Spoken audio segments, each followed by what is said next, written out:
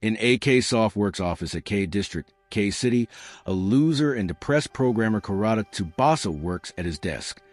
Overhearing his colleagues complain about changes in one of their projects, Karada steps up to assure them that they can do it before returning to his mecha-themed desktop. Later, Karada is at a model kit store, incredibly excited about the kits they have. He ends up purchasing 3, a 1/350XX. Meanwhile, his colleagues dine in the street, discussing how Karada was able to do the changes, as well as the rumors that he's a huge otaku, with one room in his 2-room department filled with plastic models. He stops in the middle of the road, seeing a white car speeding towards him. At his funeral, his family and colleagues pay their respects, and the Mephisto MK2 he bought is surrounded by flowers. Following his death, he is born into a parallel world as the effeminate-looking boy, Ernesti Chevalier, to the noble Chevalier family of the Kingdom of Fremavilla. In Occidental year 1268, Ernesti, aged 3, travels in a horse-drawn carriage with his mother, Celestina Chevalier, and his grandfather, Laurie Chevalier. While the smaller demon beast retreats, a much larger demon beast descends upon the carriage, where Ernesti still sleeps. It picks up and crushes the carriage, and Ernesti falls to the ground. From out of the woods comes a fireball. It has been cast by one of 2 Solidria Silhouette Knights. Ernesti sees that these resemble the robots he made model kits of in his past life. Ernesti's father, Matthias Chevalier, is one of the Solidria pilots, and his unit is now in the pincers of the larger demon beast. Pinning Matthias' Solidria to the ground, the demon beast breaths fire onto the Solidria's head. The other Solidria uses its staff to cast a fireball spell, damaging the demon beast and free Matthias, so he can finish it off by stabbing the demon beast's underside with a sword. Ernesti made his vow to become a Knight Runner. Ernesti soon throws himself into training, combining magic with his inherited extensive skill with programming. He soon makes leaps and bounds and innovations to magic, training in sword fighting under his father Matthias Chevalier and magic under his mother Celestina Chevalier. He soon establishes himself as a prodigy. When he is 5 years old, he meets and befriends twins Adeltrud and Arkid Walter, who have him teach them his advanced magical knowledge. When Ernesti and the twins are 8 years old, they are enrolled in the Laihala Pilot Academy's elementary school division as knights. There they meet a young dwarf child named Batson Terminin and aid him in getting back at a group of bullies. With Batson's crafting skills, Ernesti creates a new Winchester-type gun staff. The next day, Ernesti negotiates a deal with his teachers that if his abilities exceed the core standards for the fundamental magic class, that he will be exempt from having to take the class, and will instead be able to attend a middle school course in Silhouette Knight mechanics. Through the demonstration of mid to high-level magic, Ernesti succeeds on his end of the bargain and enrolls in the middle school course. 3 years later, Ernesti is discussing key information about constructing a Silhouette Knight with Batson before he and the twins join their classmates on a field trip. Escorted by 3 senior students in Silhouette Knights, Edgar C., Blanche, Dietrich Kunitz, and Helvi Aubrey, to a forest where small-type demonic beasts live in order to study them. After making camp and eating their supper, the trio is met by the student council president and the twins' elder half-sister Stephania Serrati. Stephania immediately takes a liking to Ernesti, but is forced to leave for night training.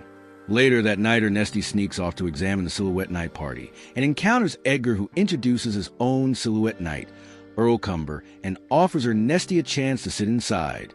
In the meantime, the camp is forced to evacuate on account of a large group of demonic beasts invading the area and attacking the senior class. In a forest, demon beast stampede.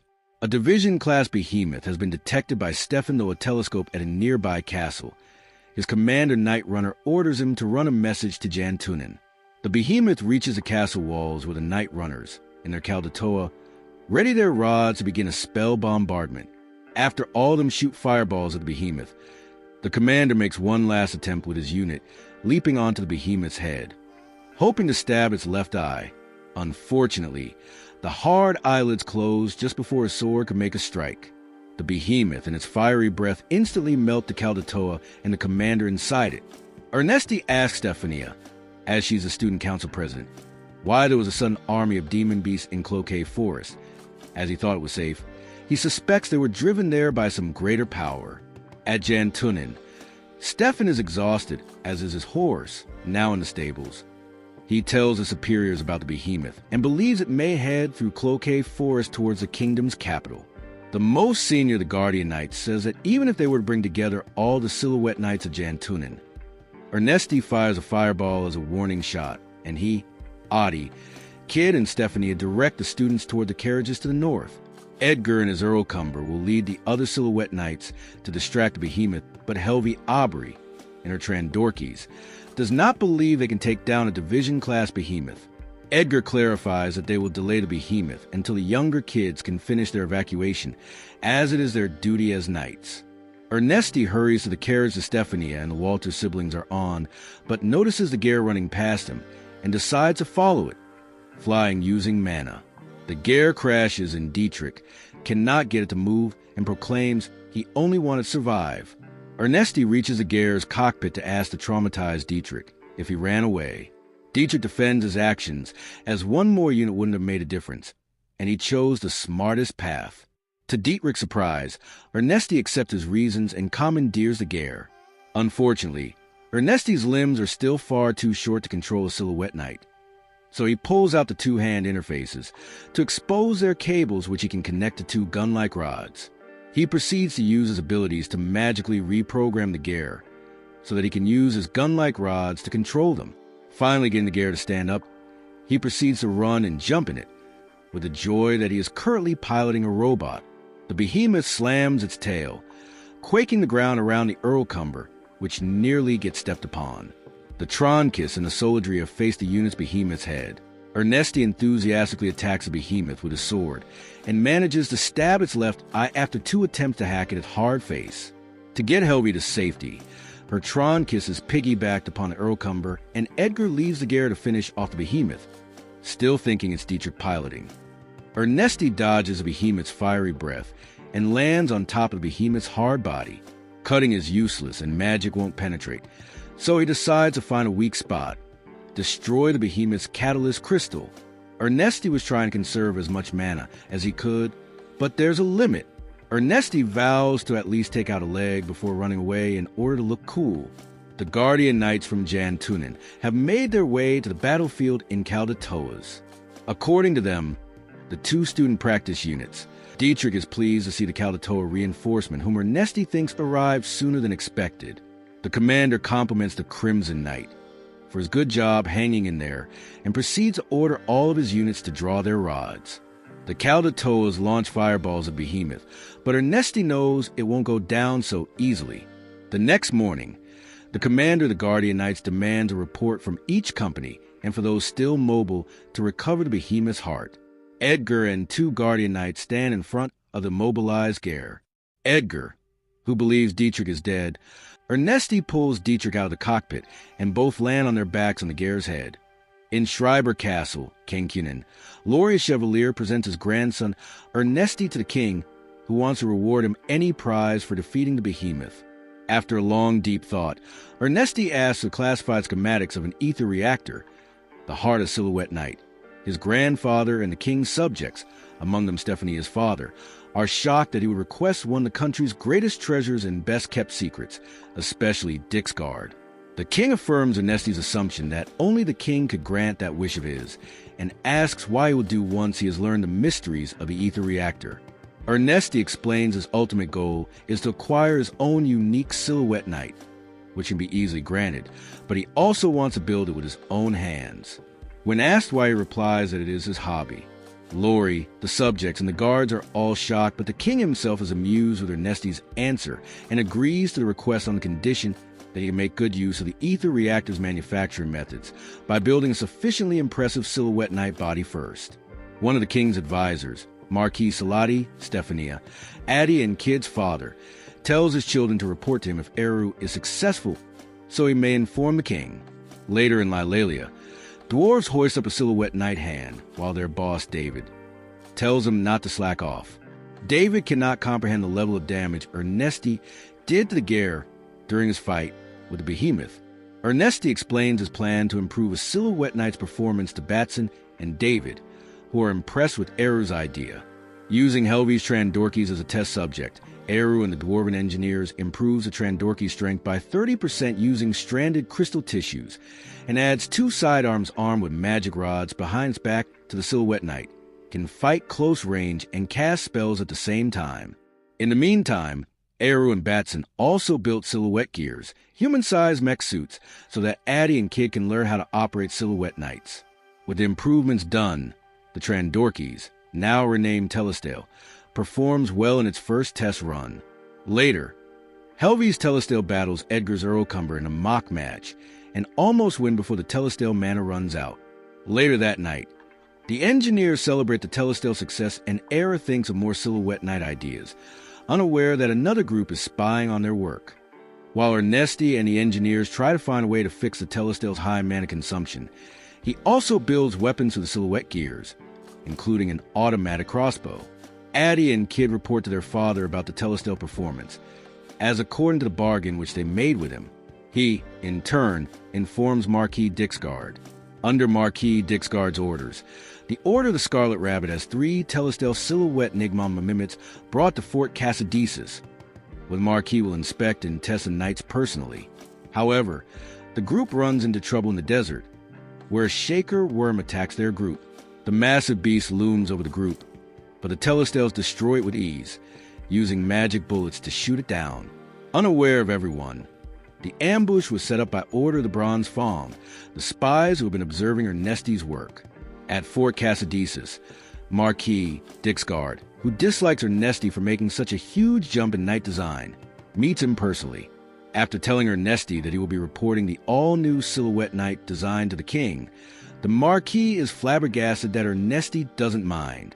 Dixgard demands an explanation, and Ernesti reveals to him that he doesn't care about becoming famous or rich. To him, building Silhouette Knights is everything he's ever wanted, and he only hopes to be able to build them forever. The Marquis, still stunned, relents and agrees to the deal. Unfortunately, trouble is brewing. As Ernesti's friends head to Fort Cassidesis to get him, the Order of the Bronze Fawn causes a demon beast attack at a nearby village. The Scarlet Rabbit Knights depart to kill the beasts, but the Bronze Fawn have their own tricks to play during their absence. Edgar and Dietrich accompany Batson, David, Kid and Addie and their Silhouette Knights to Fort Cassidesis. Meanwhile, Lady Kerhilt and the Bronze Fawn Knights manage to sneak into Fort Cassidesis and hijack the Fort Silhouette Knights, including the 3 Telestales. Despite Commander Fredholm and the Scarlet Rabbit Knights' attempts to stop them, Lady Kerhilt and 2 of her subordinates escape the fort with 2 of the Telestales. However, the Bronze Fawn Knights encounter Edgar and Dietrich on the way, which the latter 2 tries to stop them with Kid and Addie helping in their Silhouette gears. Upon learning from Batson and David on what happened to the stolen Telestales, Era dons a Silhouette gear and helps Commander Fredholm defeat the intruders in the fort. Elsewhere, Dietrich, Kid, and Addie manages to defeat Lady Kerhilt's subordinates, while she herself defeats Edgar and escapes to Vendo Battala.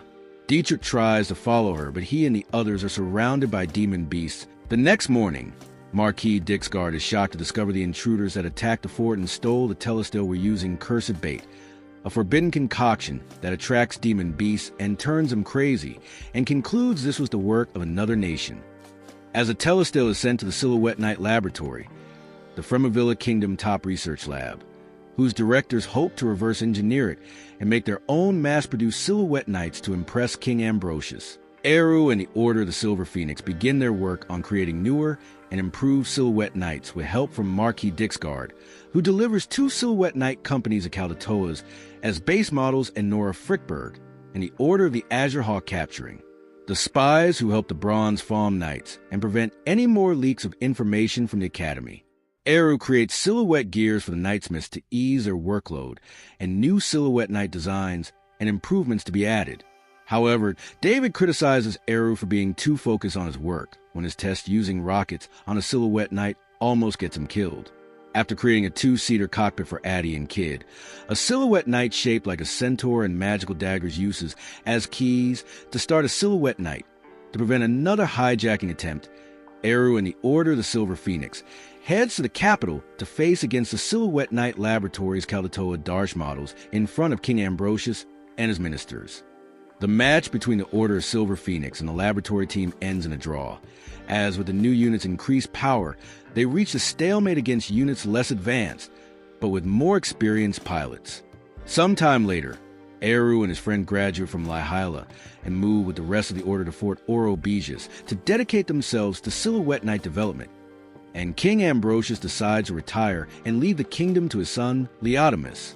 He then approaches Eru and asks him to develop new, exclusive Silhouette Knights for him and his grandson, Prince Emrys.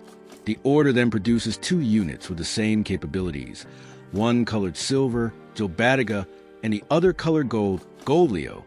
When both decide to choose Gold Leo, Ambrosius and Emrys decide to settle it with a duel, with Emrys claiming the victory and Ambrosius accepting Jobariga. Eru soon realizes that Ambrosius was actually testing his grandson's skills. When a large group of shell-cased beasts head for Alfheim, the city where the ether reactors are developed and home of the Owls, the Order of Silver Phoenix is dispatched to help defend it, along with Ambrosius and Emrys. With the power of the new units, Eru and company easily defeat the attackers, with Eru killing the shell-cased queen by himself. After the battle, Ambrosius finally accepts Eru's request to let him learn the secret of how ether reactors are created, and takes him to Alfheim, where he is granted permission from the great elder Kitli, the leader of the Owls. He then spends 3 months there to learn the process and returns with Ambrosius' permission to use the catalyst of the behemoth and the shell-cased queen he killed to create a custom ether reactor and use it to complete his own personal Silhouette Knight, Ikaruga. The Zalaudek kingdom starts a war to conquer the entire western continent. Using their newest models of Silhouette Knights and transport airships, the forces of Zalaudek easily bypass the defenses of the kingdom of Kushpercha. With defeat inevitable, the king requests a duel with the commander of the Zalaudek forces, Prince Cristobal, to buy enough time for his daughter, Princess Eleonora, to escape.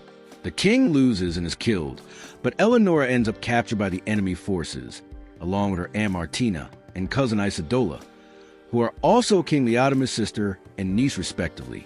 In response, Leodamus sends the Order of Silver Phoenix along with Emrys to investigate the situation, and after easily defeating the enemies guarding the border, they discover that their Silhouette Knights have the same technology as the telestel stolen from Fort Cassidesis, concluding that the thieves were tied with Zalaudek. Upon hearing that Eleanor is being forced to marry Cristobal, Eru and company start making plans to rescue her, but news about their presence reach Cristobal, who sends Gustav Mardans to track them down. Upon meeting Eru's party, Gustav attacks them, but when they prove themselves too strong for him, he retreats, assisted by Lady Kerhilt. Using special silhouette gears, the Order of Silver Phoenix successfully rescue Eleonora, Martina, and Isidola. Cristobal sends a party to chase after them, but their pursuers are easily defeated by Eru's Ikaruga and forced to flee. Once reaching safety, Eru's party establishes a base at Nishiri and agree to provide the remaining Kushperchan forces with upgrades to their Silhouette Knights in exchange for the scraps of all enemy units defeated by them. With these new upgrades, the Kushperchan easily fend off an enemy attack on the city, and Lady Kerhilt is ordered to launch a surprise attack on the Silver Phoenix's base to recapture the princess, in exchange of having her family's name restored. However, Eru and his friends were prepared and easily defeat and capture the Bronze Fawn Knights, with Lady Kerhilt killed in a battle against Edgar. Cristobal leads a large force of Silhouette Knights and airships to crush the Kushperchan forces at their stronghold and capture Eleonora. However, he falls into a trap made by the Order of Silver Phoenix, who now possess javelin missiles to take down their airships, with his forces routed due to the Silver Phoenix's superior Silhouette Knights. Cristobal's airship tries to escape, only to be confronted by the Ikaruga. Eru easily defeats Cristobal in battle, which the latter tries to bribe Eru to join his side. But when Eru admits a no interest in nobility, Cristobal falls to his death rather than suffer humiliation of being captured, demoralizing his forces and making them retreat. Eleonora becomes queen of Kushperchan and declares the rebirth of their nation. As the combined Silver Phoenix and Kushperchan forces retake their lands, Horatio Gujas, Zalaudek's top scientist, promises Princess Catalina that he will build a new weapon to avenge her brother's death.